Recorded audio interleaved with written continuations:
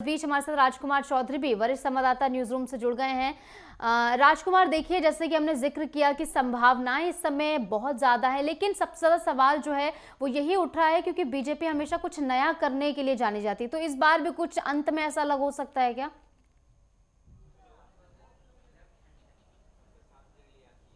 देखिए निशु, ये जो महाराष्ट्र की सरकार बननी है, इस सरकार में यदि देखा जाए तो इसमें बहुत बड़ा स्टेक जो होगा, बहुत बड़ा जो हिस्सा होगा, वो कहीं ना कहीं भारतीय जनता पार्टी का होगा। और ऐसी संभावना व्यक्त की जा रही है कि राज्य मंत्री और कैबिनेट मंत्री लगाकर तकरीबन 20 के आसपास मंत्री जो होंगे वो भारतीय जनता पार्टी के होंगे। उसके बाद जो मंत्री बचते हैं, उन मंत्रियों के जो मंत्रालय हैं उनका बंटवारा कहीं ना कहीं होता हुआ दिखेगा बाकी और जो साथी हैं उनके साथ। लेकिन अगर मुख्यमंत्री की बात की जाए तो मुख्यमंत्री की अभी तक की जो संभावना, जो व्यवस्था जो लगाई जा रही है, जो पूरी रणनीति जो लगाई गई है, हालांकि क्योंकि नागपुर जो राष्ट्रीय स्वयंसेवक संघ का मुख्यालय भी है, आरएसएस का मुख्यालय भी है, वो भी महाराष्ट्र के अंदर है, तो बहुत सारे फैसले जो है, बड़े फैसले लेने होते हैं, तो उसमें एक सहमति की आवश्यकता होती है।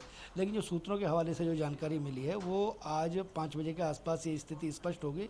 लेकिन अभी तक ऐसा कहीं कोई भी रोड़ा नज़र नहीं आ रहा है जो देवेंद्र फडणवीस की राह में कहीं ना कहीं अटता हुआ नज़र आ रहा हो। क्योंकि वो आप देखिए, अगर थोड़ा सा और इतिहास के पन्नों को पलटते हैं तो मुख्यमंत्री थे, मुख्यमंत्री रहते हुए उन्होंने बहुत बेहतर तरीके से काम को करने का प्रयास किया। उसके बाद अजित पवार को वो तोड़ के अपने साथ लेके आए और ला के एक ऐसा सामंजस्य बनाने का प्रयास किया उन्होंने, जिसने एक बहुत महत्वपूर्ण व्यवस्था वहाँ पे बनाई। और भारतीय जनता पार्टी जो कभी बी टीम मानी जाती थी शिवसेना के साथ में, वहाँ आज सबसे बड़े राजनीतिक दल के तौर पे कहीं ना कहीं खड़ी हुई नज़र आ रही है। और आने वाले समय में भी चीज़ों को और बेहतर बनाना है। देश की आर्थिक राजधानी बॉम्बे है और बॉम्बे के बहुत मायने होते हैं, महाराष्ट्र के बहुत मायने हैं। और मराठा जो संस्कृति है, उस संस्कृति को बढ़ावा देना है। शिवाजी का क्षेत्र है, बिल्कुल लड़ाके हैं और तमाम तरह की जो व्यवस्थाएं हैं उसको लाया जाएगा। जिस तरीके से विनोद तावड़े को राष्ट्रीय महामंत्री बनाया हुआ है संगठन में, निश्चित तौर पर उन्हें बड़ी जिम्मेदारी दी हुई है। कई बड़े प्रदेशों के वो प्रभारी हैं, बिहार जैसी जगह के प्रभारी हैं, और इस चुनाव में भी उनकी बहुत महती भूमिका रही है।